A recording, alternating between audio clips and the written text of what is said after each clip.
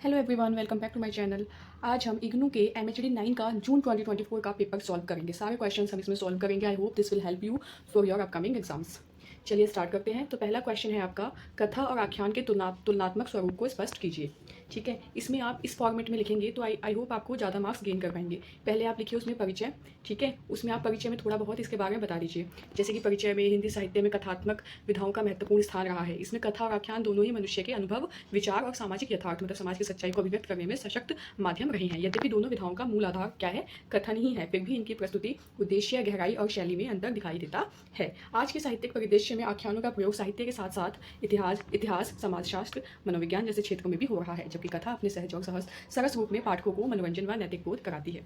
कथा की परिभाषा लिख सकते हैं फिर आप। कथा एक संक्षिप्त गद्य रचना है जिसमें किसी एक विषय या घटना का रोचक, तार्किक और कलात्मक ढंग से वर्णन किया जाता है। उसके बाद आप आख्यान की परिभाषा लिख दीजिए। आख्यान एक बहुस्तरीय विस्तारपूर्ण साहित्यिक विधा है जिसमें किसी विषय, पात्र या घटना का सामाजिक, ऐतिहासिक और सांस्कृतिक संदर्भों के साथ गहन वर्णन और विश्लेषण होता है। उसके बाद आप कथा का अर्थ लिख दीजिए कि कथा का मतलब क्या होता है। कथा शब्द का अर्थ है कहने से है, या जीवन की किसी घटना या अनुभव को ईजी तरीके से सरल और रोचक ढंग से प्रस्तुत करने की कला है। इसमें घटनाओं की एक तार्किक श्रृंखला होती है जो पाठक को बांध कर रखती है। इसके बाद आप आख्यान का अर्थ लिख दीजिए। आख्यान का अर्थ होता है विश्लेषणात्मक एवं बहुपक्षीय वर्णन। यह केवल कहानी कहने तक सीमित नहीं होता, बल्कि उसके पीछे छिपे अर्थ, संदर्भ, समाज, संस्कृति, समय और स्थान का विस्तृत चित्र प्रस्तुत करता है। उसके बाद हम लिख देंगे इसमें कथा और आख्यान के तुलनात्मक स्वरूप के बारे में। देखिए, आप इस क्वेश्चन में आपसे क्या पूछा था? कथा और आख्यान के तुलनात्मक स्वरूप के बारे में पूछा था, लेकिन आप इसको अट्रैक्टिव वे में बनाएंगे जिससे आप ज़्यादा मार्क्स गेन कर सकते हैं। तो सबसे पहले आप उसमें परिचय लिख दीजिएगा, थोड़ा बहुत जो भी आपको इस बारे में समझ में आया हो। उसके बाद आप उसकी परिभाषा लिख सकते हैं। उसके बाद लिख दीजिए आख्यान की परिभाषा क्या है। उसके बाद आप लिख दीजिए कथा का अर्थ क्या है। उसके बाद लिख दीजिए आख्यान का अर्थ क्या है। फिर इसके बारे में हम तुलना कर देंगे। आप तुलनात्मक आधार लिख दीजिए, कथा फिर आख्यान। पहले इसका स्वरूप लिखिए कि संक्षिप्त, रचनात्मक और घटनाधारित होता है। कथा क्या होती है? विस्तृत होती है। आख्यान क्या होता है? विमर्शपूर्ण और विश्लेषणात्मक होता है। उसके बाद आप भाषा शैली लिख देंगे। ठीक है, इसके में कथा और आख्यान में आपके डिफरेंस दिए हुए हैं। उसके बाद पात्र हो जाएगा, तो पहला आपका हो जाएगा कथा का, उसके दूसरा हो जाएगा आपका आख्यान का। जैसे कथा का हो गया आपका पात्र में है सीमित पात्र जिसमें मुख्य पात्र पर फोकस होता है। ठीक है, और जटिल चरित्र, गहराई से चित्रण। कथा में आपका आएगा जटिल चरित्र और आख्यान में आपका आएगा गहराई से चित्रण। तो ये आपका तुलनात्मक रूप से आपको इसमें डिफरेंस दिया हुआ है। ठीक है, ऐसे आपका फिर विषय वस्तु होगा। उसके बाद संरचना, उद्देश्य, कालबोध, उद्भव, आयाम, सीमित। तो इसमें से आपको जो भी सबसे अच्छे तरीके से समझ में आएगा, कोई 5 पॉइंट्स भी लिख सकते हैं। बस आपको उसको क्या करना होगा, उसको अच्छे से एक्सप्लेन कर देना होगा। ठीक है, उसके बाद आप उदाहरण ले सकते हैं जिससे कि आपका क्वेश्चन और ज़्यादा अच्छे से अट्रैक्टिव वे में, जिससे कि आपको मार्क्स ज़्यादा मिलेंगे। आप उसको फिर ब्लैक पेन से हाईलाइट कर देंगे। जिसकी कथा का उदाहरण हो गया प्रेमचंद की पंच परमेश्वर, बड़े घर की बेटी, मनु भंडारी की यही सच है, हर्षवर्धन की लोक कथाएं। आख्यान का उदाहरण हो गया रेणु का मेला, आंचल, मोहन राकेश का आधे अधूरे, निराला का तुलसीदास, एक सांस्कृतिक आख्यान। उसके बाद आप निष्कर्ष लिख सकते हैं कि कथा और आख्यान दोनों ही साहित्य की दो महत्वपूर्ण विधाएं हैं। जहां कथा सरलता, सरसता और संक्षिप्तता से पाठकों को जोड़ते, वही आख्यान गहराई, विचार और सामाजिक संदर्भों को सामने लाता है। आज का आधुनिक साहित्यकार इन दोनों विधाओं का समन्वय करके नए प्रयोग कर रहा है, जिससे साहित्य और समाज के बीच की दूरी और भी कम हो रही है। इस तरह इन दोनों विधाओं की तुलना करने से स्पष्ट होता है कि यद्यपि दोनों का मूल आधार कथन है, परंतु उसकी दिशा, गहराई और प्रस्तुति में मौलिक अंतर है। ठीक है, तो कथा और आख्यान को आप समझ के, ये तो मैंने आपको एक तरीके से फॉर्मेट दे दिया है, पर आप इसमें अपनी लैंग्वेज से यूज़ करके थोड़ा बहुत इसमें से समझ के थोड़ा बहुत आपको और अपनी लैंग्वेज में लिख सकते हैं। ठीक है, तो ये आपका था पहला क्वेश्चन।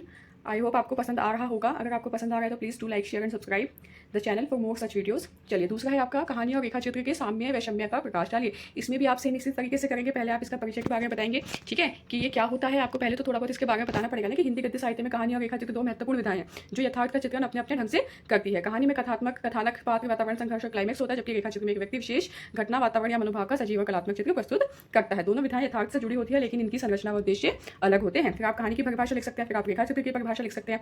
उसके बाद आप इनका अर्थ बता सकते हैं कि कहानी एक ऐसी रचना जिसमें घटनाएं, पात्र, संवाद और भावनाएं जुड़ी होती है। इसमें आरंभ, मध्य और अंत का क्रम होता है। रेखा चित्र किसी एक पक्ष, मतलब किसी एक के पक्ष के बारे में, जैसे व्यक्ति, स्थिति या वातावरण का कलात्मक और सूक्ष्म चित्रण होता है, जिसमें कथानक या क्लाइमैक्स नहीं होता है। फिर आप इसमें इसका साम्य और विषय में, मतलब कि क्या मिलती जुलती चीजें होती है और क्या इसमें अलग होता है। जैसे बिंदु हमने पॉइंट्स लिखा स्वरूप के आधार पर, कथानक के, पात्र के, संवाद के, जिसमें कहानी में होगा कथा आधारित रचना। रेखा चित्र में क्या होगा? चित्रात्मक गद्य।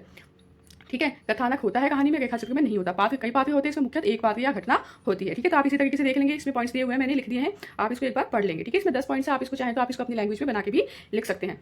फिर इसके उदाहरण है, देखिए उदाहरण है आपकी कहानी का उदाहरण हो गया प्रेमचंद की पंच परमेश्वर, मंटू की टोबा टेक सिंह। ठीक है, रेखा चित्र का उदाहरण हो गया रामवृक्ष बेनीपुरी का पत्री वाले बाबा, महादेवी वर्मा का गिल्लू। एग्जाम्पल आप लिखेंगे तो आपको मार्क्स बढ़ने के उतने ही ज्यादा चांसेस रहेंगे। उसके बाद आप निष्कर्ष लिख सकते हैं कि कहानी और रेखा चित्र दोनों ही हिंदी साहित्य की प्रभावशाली विधाएं हैं। जहां कहानी पाठक को घटनाओं के माध्यम से एक यात्रा पर ले जाती है, वहीं रेखा चित्र एक दृश्य को ठहराकर उसमें छिपी अनुभूति को उजागर करती है। दोनों विधाओं का मूल उद्देश्य यथार्थ को प्रभावशाली ढंग से प्रस्तुत करना है, परंतु दोनों की शैली, संरचना और प्रवृत्तियां भिन्न होती है। इस प्रकार कहानी और रेखा चित्र में साम्यता के साथ साथ महत्वपूर्ण वैषम्य भी देखने को मिलता है। थर्ड क्वेश्चन आपका नवजागरणकालीन भारतीय कहानी के वैशिष्ट्य को स्पष्ट कीजिए। इसमें भी आप इसी तरीके से पहले परिचय लिख देंगे, ठीक है, आप इसे रीड कर लीजिएगा, ठीक है। मैंने कोशिश की है कि जितना ईजी से ईजी हो सके वैसे आपको फॉर्मेट देने का। उसके बाद आप इसका परिभाषा लिख सकते हैं। उसके बाद आप इसके जैसे आचार्य रामचंद्र शुक्ल के अनुसार फिर उसके अर्थ लिख सकते हैं कि नवजागरण का तात्पर्य क्या होता है, पुनरुत्थान या नए विचारों का उदय। उसके बाद आप नवजागरणकालीन भारतीय कहानी का वैशिष्ट्य लिख सकते हैं, ठीक है। उनकी मतलब विशेष मतलब कि जो मेन पॉइंट है वो आप यहाँ पे लिखेंगे। जैसे कि यहाँ पे आपसे आप कोई भी क्वेश्चन को स्टार्ट करते हैं ना तो आप परिचय, परिभाषाएं और फिर किसी महान इंसान के द्वारा या किसी राइटर के द्वारा लिखी हुई कोई कहानी लिख सकते हैं, उसके बारे में उसका मीनिंग बता सकते हैं। उसके बाद आप स्टार्ट करेंगे तो आपका क्वेश्चन और अट्रैक्टिव वे में बनेगा। यहाँ मैंने आपको कुछ पॉइंट्स दिए हुए हैं, ठीक है। जैसे सामाजिक सुधार में क्या हो गया आपका, जाति प्रथा, बाल विवाह, स्त्री शिक्षा से मुद्दे उठाए गए। यहाँ मैंने आपको एक लाइन में दे दिया, आप इसको क्योंकि पीडीएफ बहुत ज़्यादा बड़ी बन गई थी तो आप इसे क्या कर सकते हैं, आप इसे अपनी लैंग्वेज में और इसे लिख सकते हैं, ठीक है। तो यहाँ पे आपको पॉइंट दिए हुए हैं, आप एक बार इसे रीड कर लीजिएगा। उसके बाद आपको यहाँ पे उदाहरण दिए हुए हैं, भारतेंदु हरिश्चंद्र की कहानियाँ, प्रेमचंद की पारंपरिक कहानियाँ, बालकृष्ण भट्ट की कहानियाँ। उसके बाद यहाँ पे निष्कर्ष है कि नवजागरणकालीन भारतीय कहानियाँ आधुनिक हिंदी कहानी की नींव है। इन कहानियों ने न केवल साहित्य की दिशा बदली बल्कि समाज में चेतना और क्रांति का संचार किया। ये कहानियां मनोरंजन से आगे बढ़कर सामाजिक, राष्ट्रीय और सांस्कृतिक दायित्व निभाने लगी। इस युग ने प्रेमचंद जैसे महान कथाकार को जन्म दिया जिन्होंने नवजागरण की चेतना को चरम पर पहुंचाया। नेक्स्ट क्वेश्चन देखिए, आधुनिक कहानी की प्रमुख प्रवृत्तियों पर प्रकाश डालिए। इसमें भी आप ऐसे ही परिचय लिख देंगे, उसके बाद आप परिभाषा लिख देंगे, ठीक है। आधुनिक हिंदी कहानी केवल जीवन की पुनर्रचना नहीं होती है, वह जीवन के सत्य को खोजती भी है, ठीक है। आधुनिक कहानियों के बारे में हमें लिखना, उनकी प्रवृत्तियां मतलब एक विशेषताओं के बारे में बताना है, ठीक है। प्रवृत्तियां मतलब विशेषता ही होती है, ठीक है। उसके बाद आप इसका अर्थ लिख देंगे। प्रवृत्तियों से आशय उन विशेषताओं या झुकावों से है जो किसी युग की रचनात्मक प्रवृत्तियों को निर्धारित करते हैं। आधुनिक कहानियों की प्रवृत्तियां समय, समाज और साहित्य के बदलते मूल्यबोध के साथ जुड़ी हुई है। आधुनिक हिंदी कहानी की प्रमुख प्रवृत्तियों के बारे में आप लिख देंगे। क्रम हो गया, यथार्थवाद हो गया, ठीक है। उसके बाद इसके बारे में आपको यहाँ पे लिखा हुआ है, आधुनिक कहानियां काल्पनिक आदर्शों से हटकर वास्तविक जीवन की सच्चाई की ओर दर्शाती है, ठीक है। मतलब रियलिटी की ओर अब कहानियां बढ़ने लगे, किसमें, आधुनिक कहानियां, ठीक है। आधुनिक कहानी की विशेषता यह है कि ये पहले जो काल्पनिक आदर्श होते थे अब इसमें वास्तविकता को दिखाया जाने लगा। इसमें समाज की समस्याएं जैसे गरीबी, बेरोजगारी, पारिवारिक विघटन आदि को जैसा है वैसा चित्रित किया जाता है। दूसरा है आपका मनोविश्लेषणात्मक दृष्टिकोण, ठीक है। हमारे मन में संघर्ष, डर, इच्छा, द्वंद, इन सबको भी अच्छे से दिखाया जाता है आधुनिक कहानियों में। स्त्री विमर्श, जैसे कि स्त्री पात्र हो गए, माँ, पत्नी, प्रेमिका नहीं होती बल्कि एक स्वतंत्र अस्तित्व, आत्मनिर्भरता और संघर्ष को भी कहानी का केंद्र आधुनिक हिंदी में, आधुनिक कहानियों में बनाया जाने लगा। उसके बाद दलित चेतना के बारे में बताया गया, आंचलिकता के बारे में बताया गया कि न केवल ग्रामीण जीवन, स्थानीय बोली, संस्कृति, रीति रिवाजों को भी प्रमुखता मिलती है, ठीक है। शहरी जीवन की जटिलताओं के बारे में बताया गया, राजनीतिक विडंबनाओं के बारे में बताया गया, प्रयोगशीलता के बारे में बताया गया, संवाद की नई प्रकृति के बारे में बताया गया, नैतिकता से हटकर यथार्थ की स्वीकार्यता। उसके बाद यहाँ पे आपको कुछ उदाहरण दिए हुए हैं, ठीक है। और यहाँ पे आपको निष्कर्ष में दिया गया है कि आधुनिक हिंदी कहानी ने विषय, दृष्टिकोण और शिल्प की दृष्टि से न केवल विविधता प्राप्त की बल्कि जीवन के गूढ़तम पक्षों को भी स्पर्श किया है। यह अब केवल मनोरंजन का माध्यम नहीं रही बल्कि संघर्ष, जागरूकता और सामाजिक परिवर्तन की वाहक बन गई है। आधुनिक कहानीकारों ने कथा साहित्य को नई ऊंचाइयां प्रदान की है। अब देखिए, स्त्री विमर्श के परिप्रेक्ष्य में हिंदी कहानी का विवेचन, स्त्री विमर्श के परिप्रेक्ष्य में बताना है। इसमें भी आप परिचय लिख देंगे। थोड़ा अगर आपको कोई चीज़ छोटा लग रहा है कि इसका आंसर छोटा है तो आप उसको थोड़ा और अपनी लैंग्वेज में और बढ़ा सकते हैं, ठीक है। वैसे ये 10 मार्क्स के अकॉर्डिंगली आंसर एकदम ठीक दिए हैं मैंने। परिभाषा लिख सकते हैं, उसके बाद आप उसका अर्थ लिख सकते हैं, ठीक है। उसके बाद आप इसकी विशेषता के बारे में बता सकते हैं कि स्त्री के मानसिक, सामाजिक और आर्थिक संघर्ष का चित्रण, विवाह संस्था की आलोचना, लैंगिक समानता पर प्रश्न, मातृत्व, प्रेम, आत्मनिर्भरता आदि विषयों का चित्रण, ठीक है। घरेलू हिंसा, दहेज, बलात्कार जैसे मुद्दों की प्रस्तुति। स्त्रियों के बारे में क्वेश्चन था, स्त्री विमर्श के बारे में, तो आप इसमें ये सारे पॉइंट्स को और भी ज्यादा अगर आपको इसे बड़ा करके लिखना है तो आप लिख सकते हैं। उसके बाद आप उदाहरण दे देंगे, मंदू भंडारी की यही सच है, कृष्णा सोबती की मित्रों, मरजानी मृदुला की अनित्य, प्रभा खेतान की आत्मकथात्मक कहानी। उसके बाद आप निष्कर्ष लिख देंगे, स्त्री विमर्श ने हिंदी कहानी को नई दृष्टि और संवेदनशीलता प्रदान किया। स्त्री केवल सहानुभूति की पात्र नहीं रही बल्कि सशक्त, संघर्षशील और आत्मनिर्भर व्यक्तित्व के रूप में प्रस्तुत होती है। उसके बाद आपको हिंदी कहानी की विकास यात्रा पर प्रकाश डालना है, ठीक है। तो आपको हिंदी कहानी का किस तरीके से धीरे धीरे विकास हुआ इसमें आपको बताना है। भारत हिंदू युग से आरंभ होकर आज तक हिंदी जो भाषा है उसका विकास चलेगा। समय समय पर कहानी न केवल शैली और शिल्प में बदली बल्कि इसके विषय, दृष्टिकोण और संवेदना में भी व्यापक परिवर्तन हुआ है, ठीक है। उसके बाद आप परिभाषा लिख देंगे, ठीक है, कि धीरे धीरे हिंदी भाषा का विकास हो गया तो हिंदी भाषा कैसे कैसे धीरे धीरे बदली, पहले किस तरीके की चीजें आती थी अब किस तरीके की आगे, उसी के बारे में आपको लिखना। उसके बाद आप इसमें इसका अर्थ लिख देंगे कि हिंदी कहानी का विकास क्रम यहाँ पे मैंने आपको डिटेल में दिया हुआ है कि प्रारंभिक युग में क्या था, फिर उसकी ये है आपके युग और काल, जैसे प्रारंभिक युग, भारत हिंदू युग, द्विवेदी युग, प्रेमचंद्र युग, ठीक है, छायावादोत्तर युग, नई कहानी आंदोलन। इस तरीके से मैंने यहाँ पे आपको युग बता रखे हैं, साथ में उसकी विशेषताएं भी उसके सामने दी गई हैं, ठीक है। और जहाँ पे संभव हो पाया है मैंने आपको यहाँ पे लेखक के नाम और मेन कहानियां वगैरह भी लिख के दी है कि कौन सी कहानियां किस टाइम पे की, कौन सी चीज़ें फेमस चलती थी, ठीक है। वर्तमान में हिंदी कहानी का क्या वो है परिप्रेक्ष्य है, तो आपको स्त्री विमर्श के बारे में, दलित विमर्श के बारे में, प्रयोगशीलता, मीडिया टेक्नोलॉजी के बारे में हिंदी कहानियां ज्यादातर चल रही हैं। निष्कर्ष लिख सकते हैं आपके, हिंदी कहानी के विकास का एक सांस्कृतिक दर्पण है। यह न केवल साहित्यिक दृष्टि से बल्कि सामाजिक परिवर्तन के लिए भी एक सशक्त माध्यम बनी है। समय के साथ साथ इसके विषय, दृष्टिकोण, भाषा व शिल्प में परिवर्तन आया, परंतु इसका मानव संवेदना और सामाजिक सरोकारों से जुड़ा होना आज भी इसकी सबसे बड़ी विशेषता है, ठीक है। तो ये आपको हिंदी कहानी का विकास यात्रा के बारे में पता चल गया होगा। अफ्रीकी कहानिकारों की कहानियों का परिचय दीजिए। अब हमें अफ्रीकी जो कहानीकार थे उनकी कहानियों के बारे में बताना है, तो यहाँ पे आपको मैंने सब कुछ लिख के दिया है। यहाँ पे आपको परिचय लिखना है, फिर उनकी कहानिकार और उनकी रचनाएं। देखिए यहाँ पे आपको लेखक का नाम दिया हुआ है, ठीक है।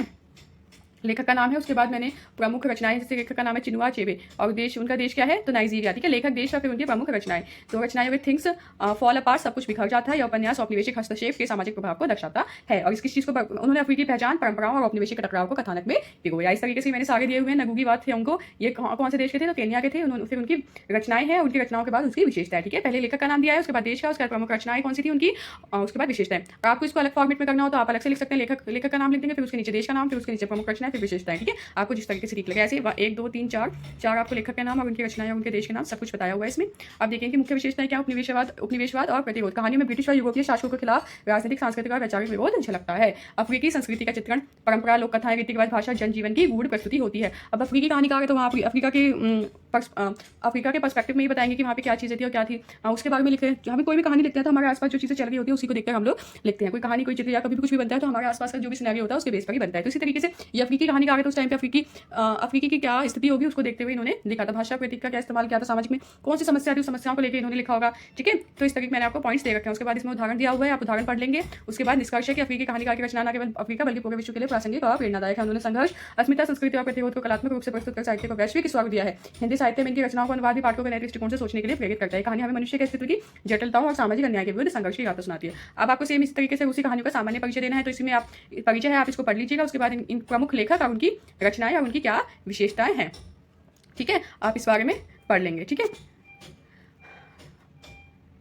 अब देखिए प्रमुख लेखक एवं उनकी रचनाएं, लेखक है उसके बाद उनकी प्रमुख रचनाएं हैं और मुख्य विशेषताएं आपको दी हुई है। जैसे लियो टॉल्स्टॉय लेखक है, उनकी रचनाएं क्या है, God sees the truth but weights how much land does a man need, ये रचनाएं हो गई। फिर उनकी विशेषता लिखी हुई है, नैतिकता, मानवता, लोभ, पश्चाताप और क्षमा के विषयों पर आधारित उनके पात्र आम जीवन से उठाए गए जिन्होंने आत्मिक विकास दिखाता है। इस तरीके से यहाँ पे आपको दिए हुए हैं सारे, फिर उनकी विशेषताएं दी गई है, ठीक है। ये आप इसमें से पढ़ लीजिएगा। और आपको इसको बड़ा करना होता है आप इसको लॉन्ग वे में भी लिख सकते हैं अपनी समझ के आधार पर। फिर यहाँ पे उदाहरण दिया हुआ है, उसके बाद निष्कर्ष की। उसी कहानी विश्व साहित्य में यथार्थवाद, मानवीयता और गहन मनोविश्लेषण की उत्कृष्ट मिसाल है। इन कहानियों ने न केवल पश्चिमी लेखकों को प्रभावित किया बल्कि भारतीय और हिंदी लेखकों पर भी गहरा असर पड़ा है। आज भी ये कहानियां साहित्य, दर्शन और जीवन की गहराइयों को समझने के लिए पढ़ी जाती है। इन कहानियों से हमें यह सीखने को मिलता है कि जीवन का यथार्थ जितना कठोर है उतना ही उसमें करुणा और परिवर्तन की संभावना भी छिपी हुई है। अब हिंदी कहानी के विकास में पत्रिकाओं के योगदान की बताना है, पत्रिकाओं के योगदान की चर्चा कीजिए। तो यहाँ पे आपको परिचय दिया हुआ है, ठीक है, पत्रिकाओं का क्या महत्व है। तो यहाँ पे फिर प्रमुख साहित्यिक पत्रिकाएं एवं उनका योगदान, यहाँ पे आपको पत्रिका का नाम लिखा हुआ है, फिर उनकी विशेष योगदान लिखा हुआ है, आप पढ़ लीजिएगा, ठीक है। उसके बाद ये लीजिए आप पढ़ लीजिएगा। उसके बाद है यहाँ पे प्रमुख मुख्य योगदान, क्योंकि सबने क्या क्या योगदान दिया है, पत्रिकाओं ने क्या क्या योगदान दिया है, ठीक है। उसके बाद यहाँ पे आप इसको एक बार रीड कर लेंगे ना तो आप फिर अपनी समझ के अनुसार भी लिख सकते हैं, इसको रटने की नीड है ही, बस एक बार आप रीड कर लीजिए। उसके बाद आपको एक तरीके से फॉर्मेट समझ में आ जाएगा कि क्या है, किस तरीके से है। उसके बाद आप इसे अपनी लैंग्वेज में लिख लीजिएगा।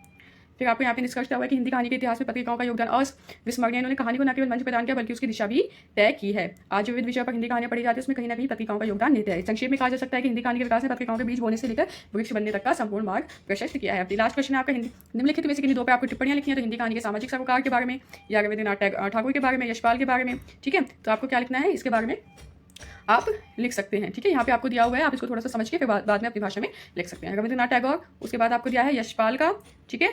उसके बाद आपको दिया है फ्रांसीसी कहानी के, ठीक है। तो आप इसे पढ़ लीजिएगा और all the best for your exams and I hope you like this video and you like the content. If you want more videos so please do like, share and comment. अगर आपको इस तरीके की और वीडियोस चाहिए कि आपको किसी और सब्जेक्ट या किसी पर्टिकुलर सब्जेक्ट के पेपर सॉल्व चाहिए किसी ईयर के, तो आप बता सकते हैं कमेंट सेक्शन में। अगर आपको पसंद नहीं आया है कि आपको कंटेंट अच्छा नहीं लगा है तो आप वो भी बता सकते हैं। Thank you.